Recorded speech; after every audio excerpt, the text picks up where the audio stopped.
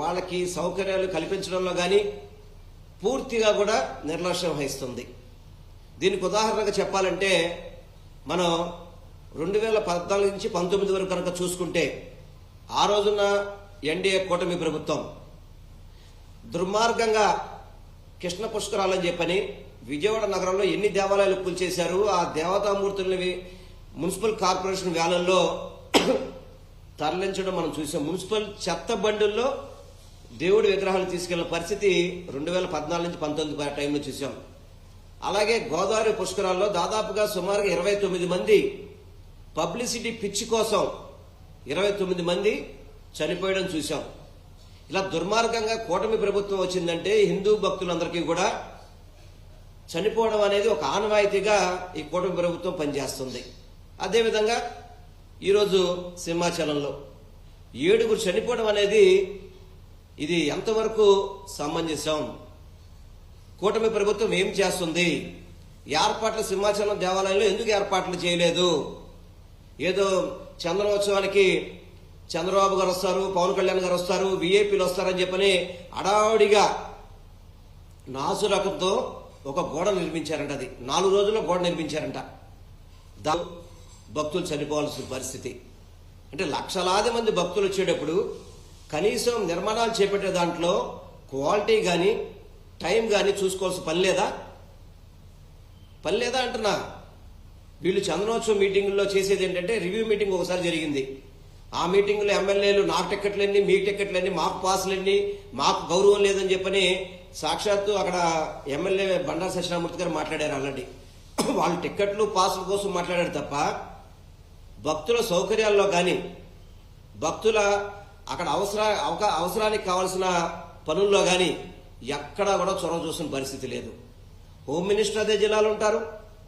అదేవిధంగా మన ఎవరో రెవెన్యూ మినిస్టర్ గారు ఉన్నారంట అక్కడ. మరి ఎండోమెంట్ మినిస్టర్ గారు వెళ్ళారో వెళ్ళలేదో తెలియదు.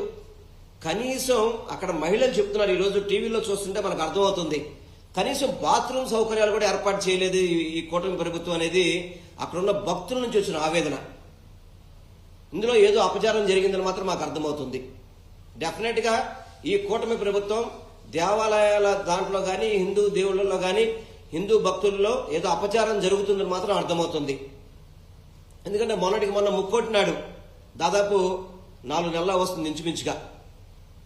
ఎప్పుడు కూడా తిరుపతి చరిత్రలో ఎప్పుడైనా తిరుపతి చరిత్రలో 6 చనిపోయిన పరిస్థితి చూసామా?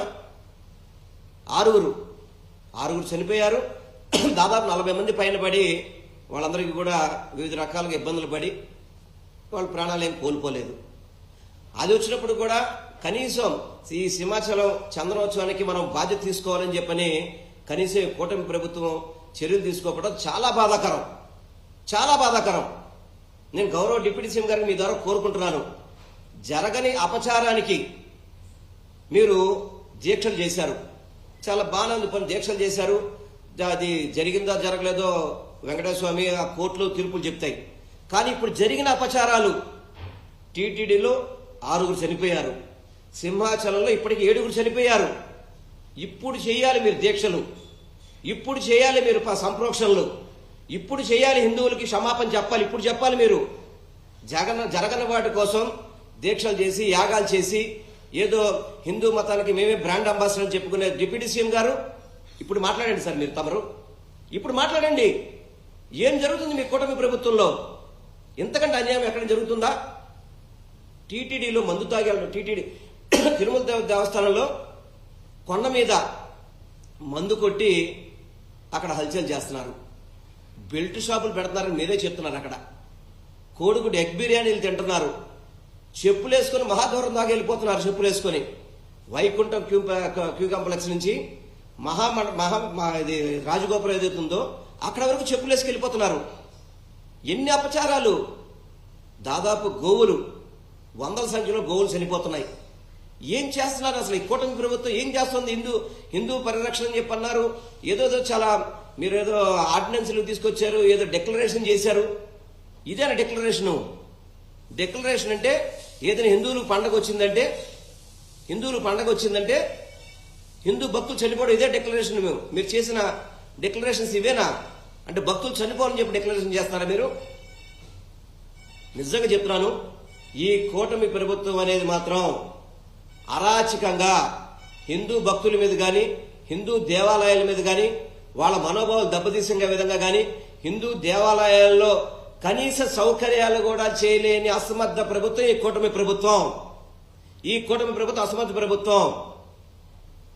విజయవాడ దుర్గగుడి దేవాలయంలో భక్తులకి బంగారం కారులో పెడితే బంగారాలు మాయమైపోతున్నాయి.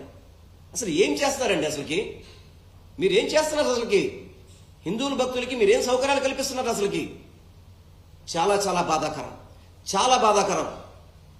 ఏదో ముఖ్యమంత్రి గారు వస్తారని చెప్పిన అడావుడిగా గోడ కట్టమంట, అది కూలిపోవడం, 7 చనిపోవడం. ఏం చేస్తున్నారు అసలుకి? గతంలో ఎప్పుడైనా కానీ ఇటువంటి ఘటనలు జరిగినాయా? కేవలం కూటమి ప్రభుత్వంలోనే పుష్కరాల్లో మనుషులు చనిపోవడం, ముక్కోట ఏకాదశికి మనుషులు చనిపోవడం, అదేవిధంగా ఈరోజు చంద్రోత్సవానికి మనుషులు చనిపోవడం, భక్తులు చనిపోవడం. ఏంటండి ఇది? కూటమి ప్రభుత్వం హిందూ దేవాలయాల మీద అపచారాలు జరుగుతున్నాయి. ఆ రోజు కాదు సంప్రోక్షణలు, ఇప్పుడు చెయ్యాలి. చంద్రబాబు నాయుడు గారు, డిప్యూటీ సీఎం గారు, కూటమి ప్రభుత్వంలో నాయకులందరూ కూడా చెప్తున్నా నేను, ఇప్పుడు మీరు సంప్రోక్షణలు చేయండి. మీ దేవాలయాలకి సంప్రోక్షణలు చేయాలి, మీరు కూడా మీకుగా సంప్రోక్షణ చేసుకోండి. చేసి భక్తులకి సరైన సౌకర్యాలు చేయాలని చెప్పని. శ్రీకురమంలో చూసుకుంటే గనక, శ్రీకురమంలో నక్షత్ర తాబేళ్లు మనం విష్ణుమూర్తితో పోల్చుకుంటాం. అటువంటి తాబేళ్లు ఎన్ని చనిపోయినాయండి? దొంగచాటుకు ఎందుకు వాటిని కాల్చేస్తున్నారు? ఆ తాబేళ్లని కనీసం తాబేళ్లను కూడా పరిరక్షించే పరిస్థితి కూటమి ప్రభుత్వానికి లేదు. హిందూ భక్తుల్ని, హిందూ దేవాలయాల్ని ఓటు బ్యాంకుగా మాత్రమే ఈ కూటమి ప్రభుత్వం వాడుకుంటుంది. వాటిని అభివృద్ధి చేయడంలో కానీ, వాటికి మెరుగైన సౌకర్యాలు కల్పించడంలో కానీ, హిందూ భక్తులకి మేము ఉన్నామని చెప్పే ధైర్యం చెప్పడంలో కానీ ఈ కూటమి ప్రభుత్వం పూర్తిగా కూడా విఫలమైపోయింది. ముక్కోటి ఏకాదశికి చనిపోయిన భక్తులకి కమిటీ వేసి ఏం తేల్చేయాలండి? ఎవరైనా మీరు సస్పెండ్ చేశారా? అసలు ఏమన్నా అరెస్టులు చేశారా? తప్పు చేసిన అరెస్ట్ చేశారా? మళ్ళీ ఇక్కడ కమిటీ ముగ్గురు 3 మెంబర్ కమిటీ వేశారట. ఎందుకంటే కంటి తురుపుడు కమిటీలు? తప్పు చేసిన వాళ్ళు మీరు ఏమన్నా కనీసం మీరు యాక్షన్ తీసుకున్నారు ఎవరి మీదైనా కానీ? ఏదో అక్కడ కానిస్టేబుల్లో, సీఏనో సస్పెండ్ చేసేసి చేతులు తులుపుకుంటారు. ఏ టీటీడీకి దీని బాధ్యత లేదా? 6 చనిపోతే టీటీడీకి బాధ్యత లేదా? ఇప్పుడు సింహాచలంలో చనిపోయిన వాళ్ళకి ఈ యొక్క రాష్ట్ర ప్రభుత్వానికి బాధ్యత ఉండదా? దయచేసి కూటమి నాయకులందరూ కూడా హిందువుల మీద జాగ్రత్తగా ఉండాలి. హిందూ దేవాలయాల మీద ఒళ్ళు జాగ్రత్తగా పెట్టుకొని మీరందరూ కూడా పరిపాలన చెయ్యాలి.